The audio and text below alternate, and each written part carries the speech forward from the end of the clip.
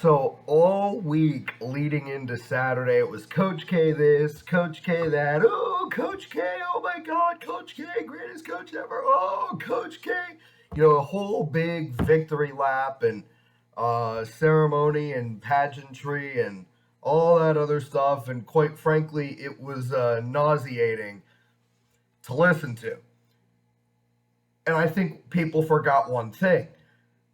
They actually had to play a basketball game. There was actually a basketball game there to be played, like against an actual opponent in North Carolina. Okay, in like the greatest rivalry in sports, where you knew North Carolina was going to come ready. Yes, I know Duke won by 20 in Chapel Hill, but if you don't think North Carolina wanted to spoil Coach K's last home game, then you just don't know this rivalry. Like, people, I'll say it again.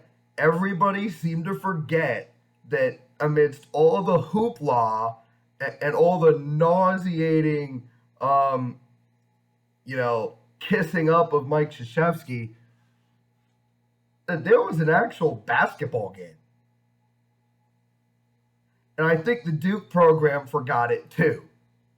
Because, whoo, they melted when it mattered most. Late in the game against Carolina, they just completely melted. We're talking sloppy turnovers, poor defense, very bad offense.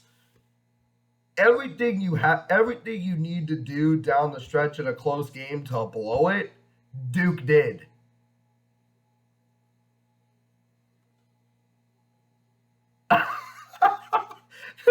This is the most hilarious sports outcome I think I've seen in my life. All the hoopla, all the, curtain call, farewell tour, Coach K, man, he's just like a god. Oh my goodness. And they and that is how his last game at Cameron goes. Oh my god. Uh, and then there was after the game,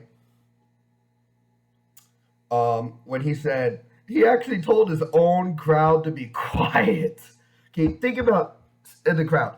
Think about this. Somebody paid $1 million for 4 tickets to watch that.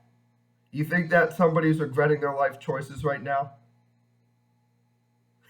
Oh, we're talking like, and students camped out for 2 months, 2 months, just to see Duke in Coach K's final home game lose by double digits and give up 94 to, surely they must have been at least a top 5 team, right? Nope. Top 10? Nope. Top 15? Nope. Top 25? Nope. You gave up 94 and lost by 13 to an unranked North Carolina team. And my goodness, that is embarrassing for Duke. That is absolutely embarrassing. How are you going to do that? Look, with all the former players in the stands, they did the former player line, for Coach K to walk through when he came onto the court. And you do that? An unranked road team had not beaten a ranked home team in the North Carolina Duke series since 1990. Coincidentally enough, Hubert Davis was actually a player on that 1990 Carolina team that did it in Cameron. And, Carolina is going to have this one over Duke forever. Duke fans, whenever you start talking, Carolina fans can always respond with, "We literally beat you in Cameron on the biggest day in your program's history, on Coach K's home finale." And I don't know how you come back from that. What a just humiliating flop. It was a complete flop. I mean, Duke at the end of that game, they melted faster than an ice cream left outside in 100-degree weather. They just completely melted. It was honestly like unbelievable to watch. I couldn't believe what I was watching. And to be quite frank with you, a day later, I'm still stunned. I'm still in awe. I'm still shocked that happened. I, I don't have a lot of words because, and I think in ESPN, man, woohoo! They must have been having a meltdown of epic proportions up at ESPN HQ last night, and I am delighted. So now, whenever you talk about Coach K in the future, don't forget to bring up what happened in his final home game. Don't forget, that's part of the story. That is part of the story.